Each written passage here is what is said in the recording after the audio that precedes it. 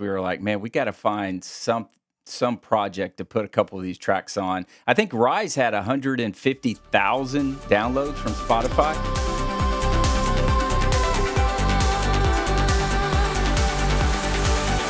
Yeah, that's just on Spotify. Yeah, it's taken off. Actually, the main thing that's happened with Rise is that it's kind of been a bit of a key to the door to the industry. The production playbook. I came across your music. I'm trying to think how I think it was just random YouTube, and it was the song Rise, and I was like, I heard it, and I was like, man, this is beautiful, because a lot of people don't know. Jacob knows, and some of people that have worked with me, I have such a excitement and a passion for electronic music, and a lot of people are like, you're from Oklahoma, what? But I love it, man. And that's not the expected, then, is it? No. And I heard it. I was like, man, I think I listened to it probably 10 times in a row. And this happened to have your actual daughter on this track, Isabella, right? That's right. Isabella, yeah. Yeah, that's right. Sun is rising.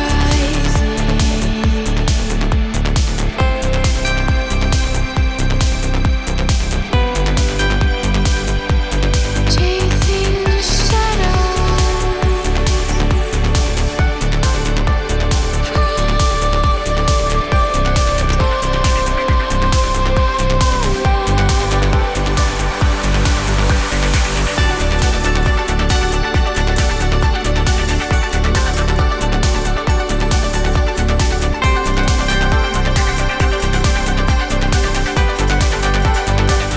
It's interesting you say Rise, because Rise is the thing that everybody's noticed. Rise was, I think, back in July, and it was actually the second song that Isabella had sung with me, but she was too shy to even appear on the first one. So that's going back quite a while ago, about a year ago now. She sang on a drum and bass track called Emergency, but I persuaded her to sing again, because I was entering a competition. I don't know if you've heard of the DJ Fish 56 Octagon.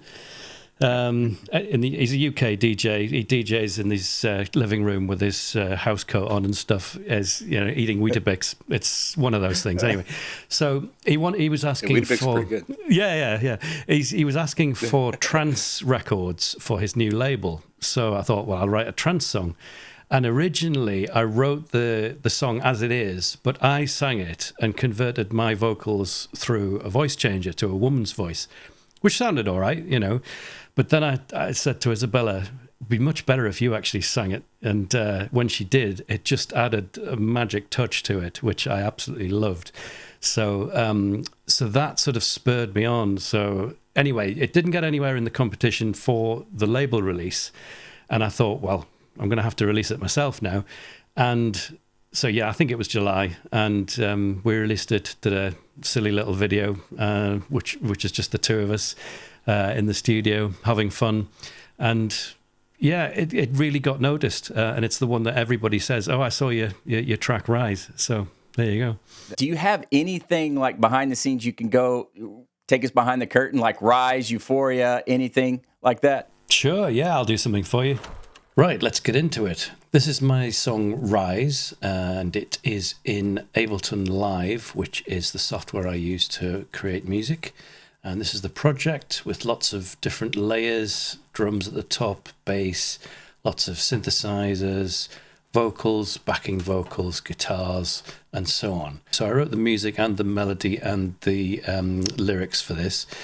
And Isabella sang them, but she needed something to go on. So what I do is I record what's called a pilot vocal, which is a guide for her to do something with. So if I come down to here and solo this track, you'll hear my embarrassing original vocals. The sun is rising. Which I then converted using an AI plugin to a woman's voice. The sun is rising. So that sounds pretty robotic and horrible, but what it does is it allows Isabella to have a guide vocal so she understands what melody I want and sort of how the phrasing works. So if I put some effects on that. The sun is rising. So that's really useful if I want to give that to Isabella and say, this is how I hear the song in my head. Can you put your magic on it? Which she does. That's awesome, man. So you got into, you did a couple other things before you got back in, I guess would say, have you always been in music or you got back into music? What's the story there?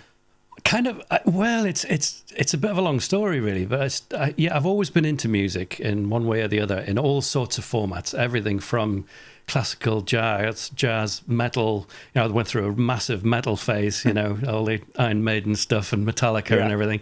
And it was when I was at university, I ended up driving home long distance from basically the other end of the UK, down in Colchester, and I ended up listening to a guy called Pete Tong on the radio. I don't know if he lives in LA, I think, but he's a big dance DJ basically, and he converted me from metal into what you would call EDM, and I would just generally call dance music, electronic music, and it's stuck with me for a long time because when I was very young, when I was about 8, I learned the classical guitar a little bit and then kind of left it. Didn't do very much. As a teenager, I picked up electric guitars and was in bands and did some of that stuff, but then left it. And then after university, I thought, well, I'll start making some electronic music. I can blame Pete Tong for that. And I started making EDM. It didn't go anywhere other than me playing some of the tracks at I used to have house parties, so we had a lot of good fun at parties. And instead of DJing, I would mix my own tracks into lots of other stuff, and people would actually dance to it. And I was like, oh, it's not bad then. But then there was kind of years of doing nothing in terms of music other than just listening to it. I've constantly listened to music. Music's really, really important to me. It's if music didn't exist, I don't think I'd be able to function. That's not actually a joke. Anyway, so it sort of took a very, very long break, really. And I've done lots of things in between, which you can probably go into. But then about a year or so, maybe 2 years ago, I started making music again. And over the last year, I've actually started releasing music. So, I don't know where you want to pick out of that to go next. You know, what I would like to do, Kaleel, is I want to dive into the passion versus the business, because, we'll all spend time on our passion. And like in your case, you're a filmmaker and a musician. But when you spend time on your music and you put it out there for people, it's inevitable that you're going to intersect with a business idea of that, or, wanting to make some kind of revenue from it if possible. Can you talk about navigating distribution? Because filmmakers, we're always navigating distribution, but for musicians, it's pretty straightforward, right? You upload your music to all these platforms, and some of them are very generous to artists.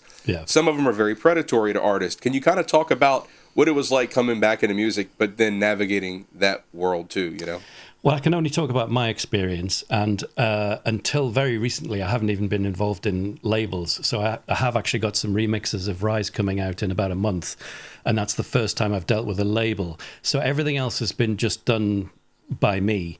So I use a distributor called DistroKid to release all of my tracks. So I prepare them, I mix and master them, I distribute them via DistroKid, which is an online platform, and then they send out to Spotify, Apple Music, YouTube Music, Amazon, all of these things, Pandora, Deezer, and a host of other places. Plus, they also send them out to, they appear on TikTok and Instagram and Facebook and YouTube and so on. So from the pure distribution side, that's how that works, and I just manage that myself. Where the crossover with the film industry comes in, that's called, you guys will know what sync licensing is, but just for anybody who doesn't understand that, it's where the audio that I make is synchronized with the pictures, the moving pictures, on film, on adverts, on games, TV, all of that sort of stuff. So that's something I'm very interested in going into. But I've only done one sync lesson so far, but it's something I realized I really would like to spend some time on. So if I rewind back to a couple of years ago, I made a film called Endure about a mountain bike race, but it was a lot more than that. It was about a guy who had lost his son to a heart condition. His son was a youth champion cyclist, and he was only, I think, 21 when he died. And his dad was trying to win a brutal 24-hour race, a mountain bike race near where I live, in honor of his son. And that's how the premise of the film came. And I really wanted to make that story.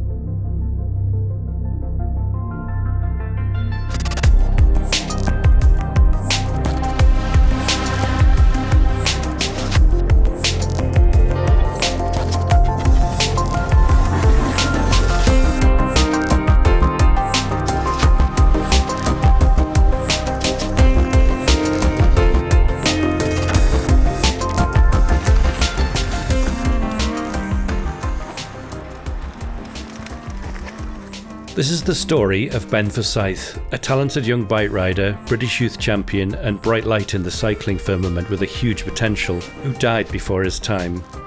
It's also about the people around him, his family, his friends, the people who loved and supported him, many of whom are elite athletes themselves, including an Olympian.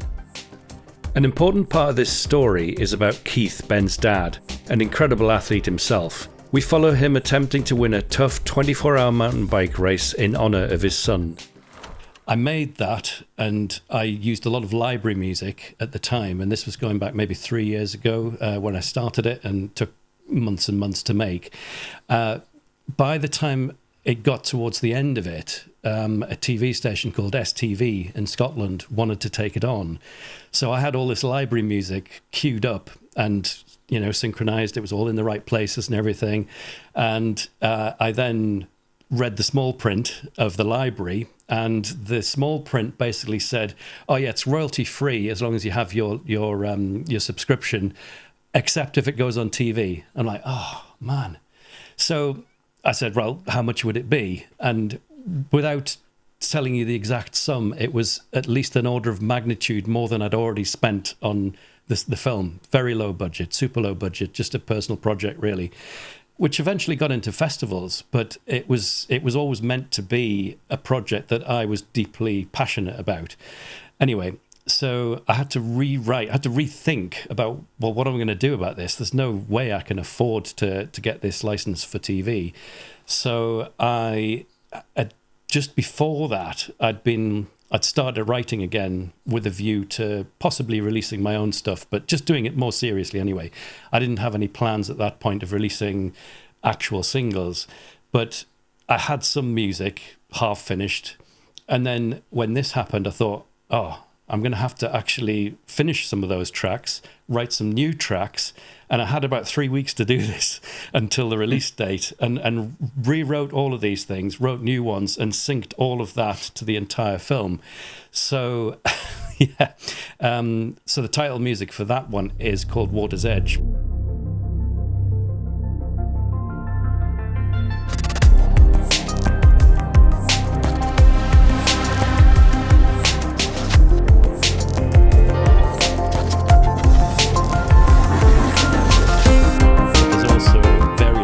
Bits of music that I just needed to sit behind to create the mood for the film in various parts. So, it might be sad in certain places or uplifting or whatever. So, yeah, it was kind of necessity forced me to think, right, I'm going to have to get something out that works with this film. Fast forward, that has now made me think I really need to do more of this, because that was great. It worked really well. It was free.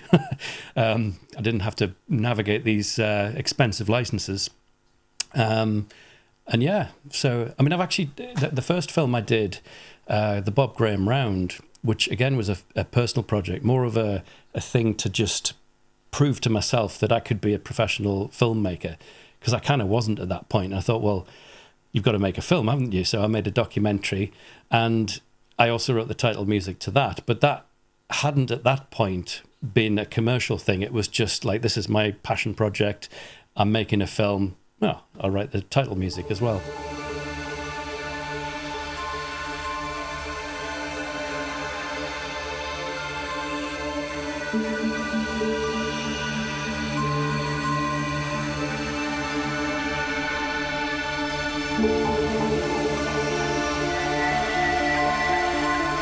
I guess it's the equivalent of ascending Everest. I think it's probably harder.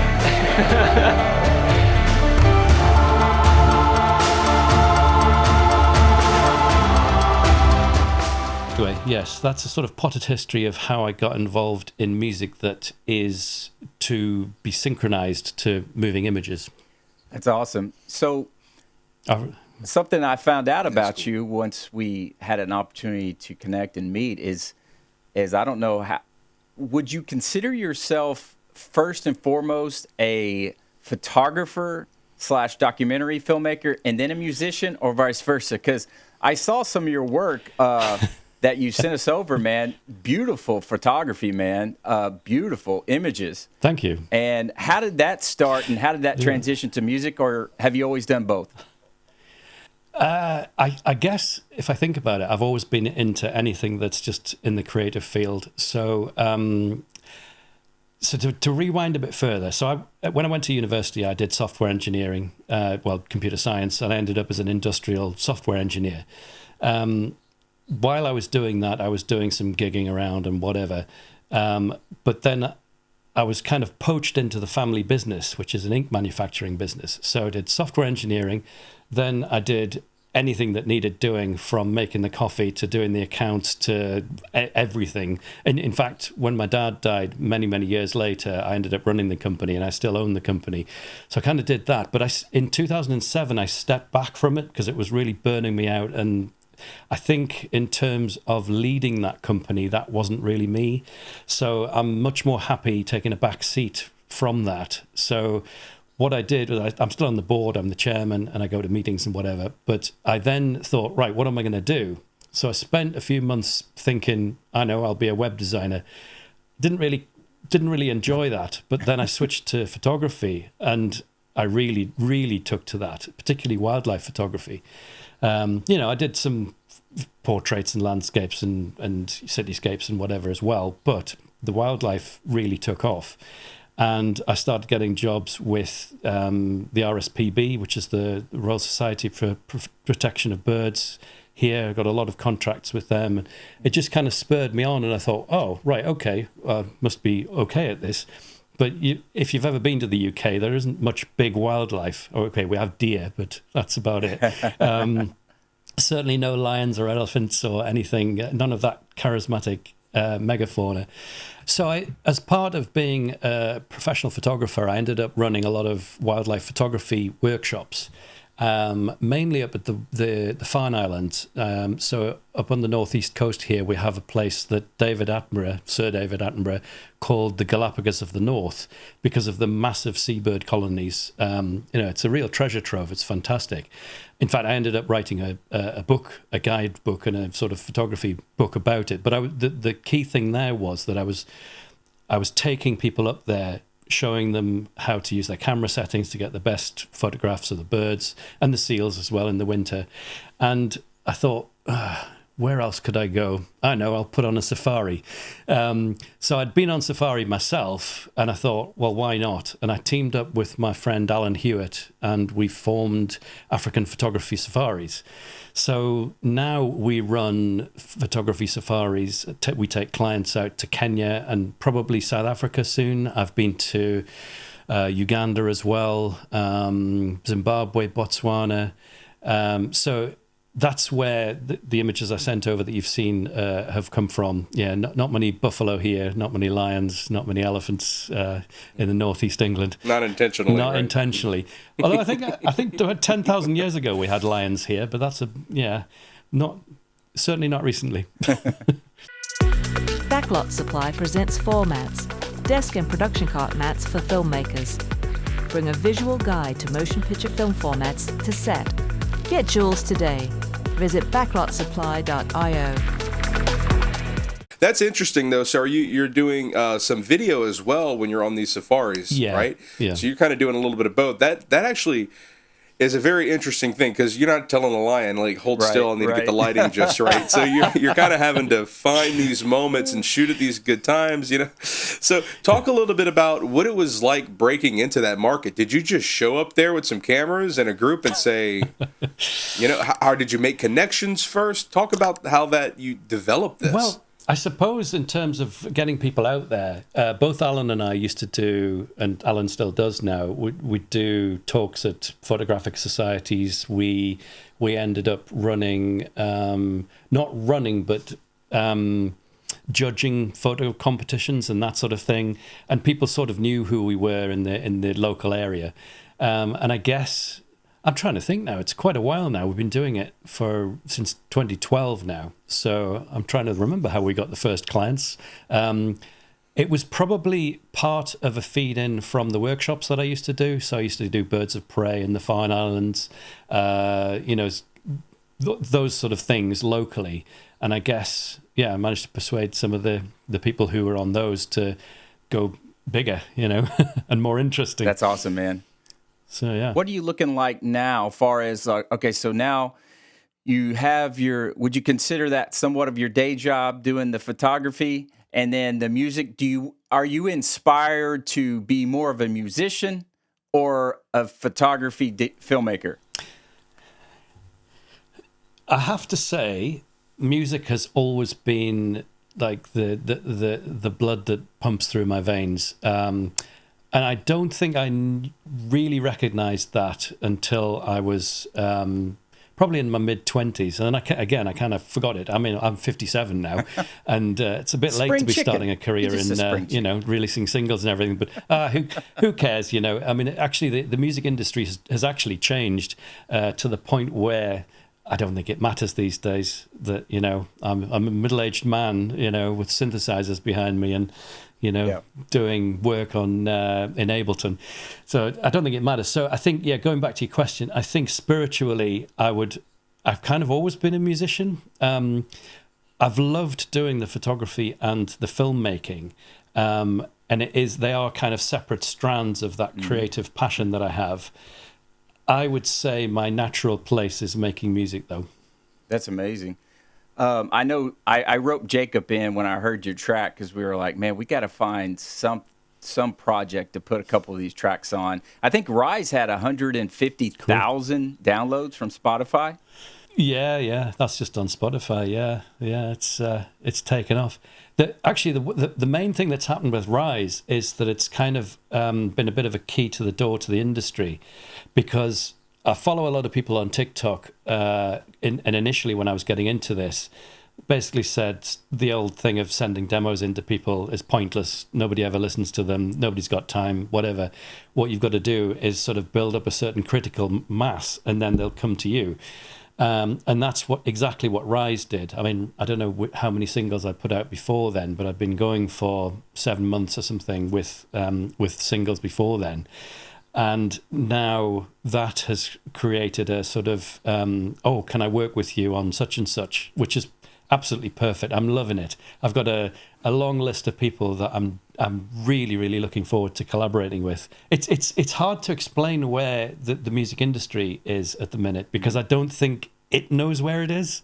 It's a funny business. So if you can find your way through it in any way at all, then that's the way to do it. Yeah. Sounds exactly like the film industry.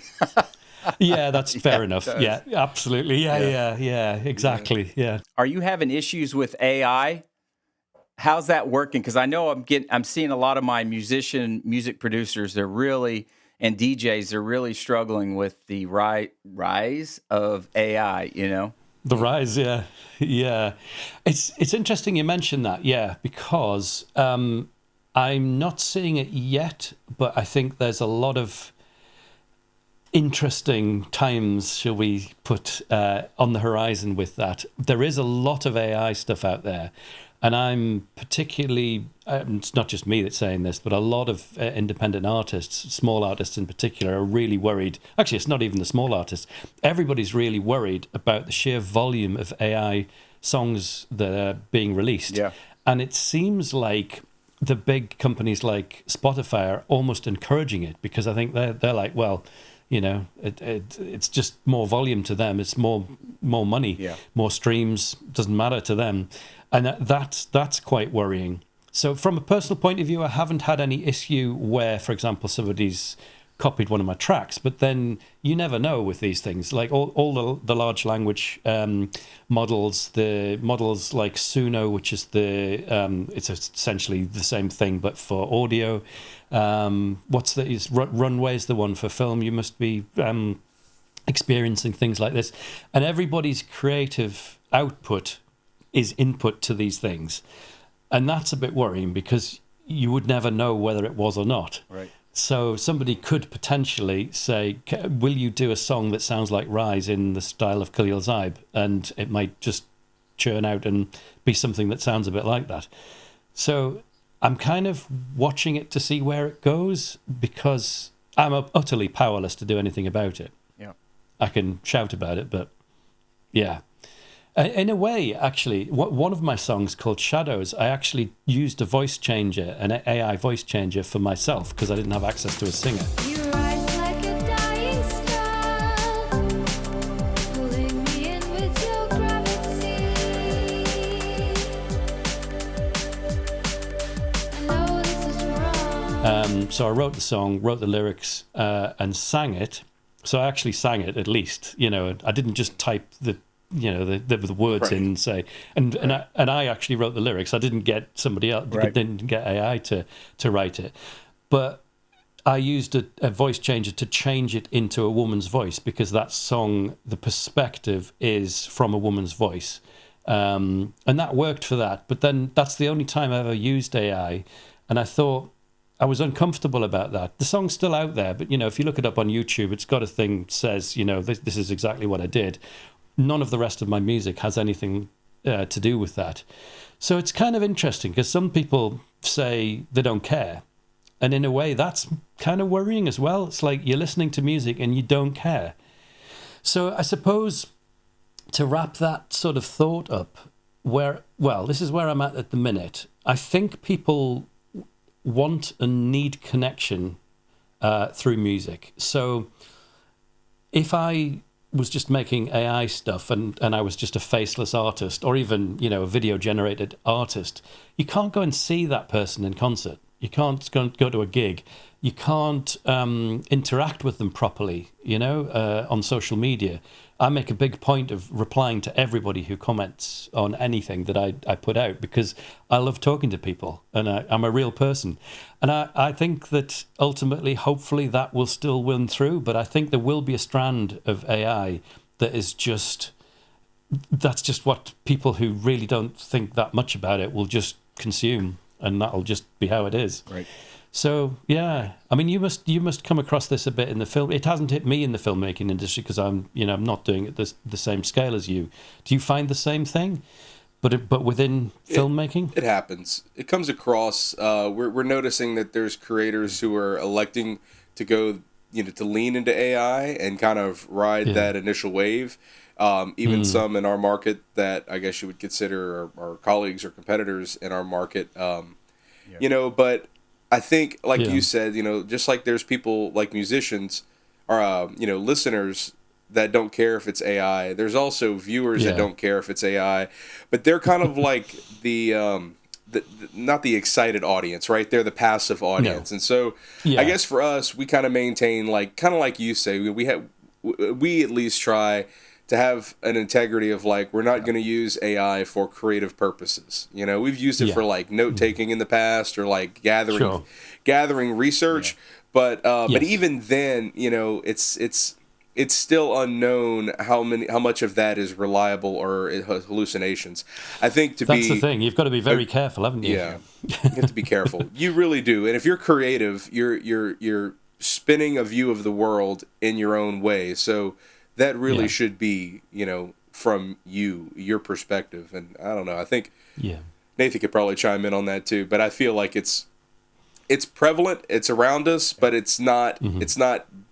You know, it doesn't inspire us as filmmakers. It kind of makes us want to dig our heels in even more to our own voice. And Jacob and I were just talking about this today, actually, and I feel like there's and I could be the only one thinking this, or me and Jacob, the only one thinking this, but I think there's a slow shift starting to happen where everybody's kind of like, when it came out, the Pandora's box was open, everybody was like, ooh, ah. But I think now it's like, woohoo, shiny things. Yeah, and I think now it's starting to go back to like, man, you know, the craftsmanship of an artist, right? And people are starting to really say, oh, wow, you didn't use AI? I'm going to like you more now. Thank you for not using AI. So I think it's a slow shift where people are kind of going back to the, you know, originality and for us artists too, life experiences, man. You know, you can't, there's no way of reduplicating life experiences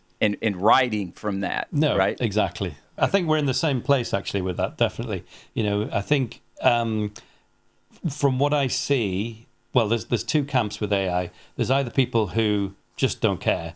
They say, well, it's good music. And then most of the people that I come across on the social media sites are saying, we don't like it. There's a bit of a backlash, I think. We want real things. We want real connection. We want real humans. So we'll see where it goes. I was promised that robots were going to do the dishes, mow the grass, and fold the laundry. And I was going to be able to create films and stuff. Now I'm mowing the grass, doing the laundry, and folding, you know, mowing the dishes, and robots are making the soundtrack. So I'm like, you know what? Just whatever, it's man. Kind of it's the wrong industrial revolution, isn't it? Yeah. It's, right. So, man, tell us what's on the horizon, man. Thanks for coming on this podcast on Production Playbook, man. Appreciate it. But what's next, and how do people go Thank you. to see your work, and how do they follow your work? Okay, well, I'll start with that. When I distribute music, it goes to all the platforms. So if you just search for my name, Kaleel Zibe, which nobody can spell, you know, and least of all me, go to Spotify, Apple Music, iTunes, Amazon Music, YouTube. I mentioned it before, you know, everywhere. It's basically wherever you get your music, you can find me. And Isabella did 3 songs with me as well. She appears on those ones. But if you just search for my name, those will come up. So I've done 11 tracks so far. You can go to my website, which is kaleelzibe.com. That'll take you to a little précis of each track, which then has links to go and listen to them. So what's coming up? So the most immediate thing, well, I'm doing quite a lot of collaborations, none of which I can talk about, otherwise I'd have to shoot you. But the most immediate thing, which I've just finished, is a remix of Rise. So Rise is kind of, well, you know what it sounds like. It's sort of an uplifting, sort of trancey. I don't know whether it's trance or melodic house. I think some nerds, including me, will argue whether it's one thing or the other. But I was picked up by a label. Yeah, well, yeah, exactly. Yeah, but they might not be right, and because you know, my son's a DJ and he couldn't work it out, and so I think so I've been picked up by a label, and they wanted progressive trance remixes. So there's a German guy who's done one. There's one of the label guys who's a DJ and producer. He's done a remix, and I've done the 3rd remix, and that's coming out on the 2nd of April. So, yeah, look out for that. That's the most immediate thing. And I think, I mean, I've got loads of stuff that's just in process. I've got so many people that I'm talking to now, which is very exciting. And again, I would like to do more sync licensing. I think I need a proper approach to that. because from your end, you would perhaps go to a library or a film would have like a music supervisor or whatever. So there are places where people, as a filmmaker or as a music supervisor, find music. From my end, I kind of need to either do that directly, which is quite a big task because I don't know anybody in that industry, or I could go through some kind of agency or library. And that's the next thing I'd like to explore, because I've got so many pieces of music, some out and some, in process, that I think would fit films. And this is the thing that keeps coming up in the comments as well. People will tell me what it makes them feel in a certain. This would make a great end credit to such and such a film, or that film. This I can imagine this being replaced in there. So that's there's obviously something in that, and I'd like to explore that more.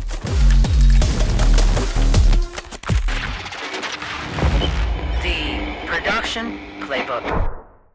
Hey guys, thanks for watching the Production Playbook. You can find us wherever you get your podcasts: Apple, Spotify, Amazon, and iHeartRadio.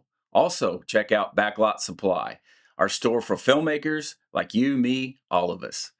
We have digital assets, merch, gifts, and much more. We're adding to it all the time. Check it out when you can. We'll see you on the next podcast.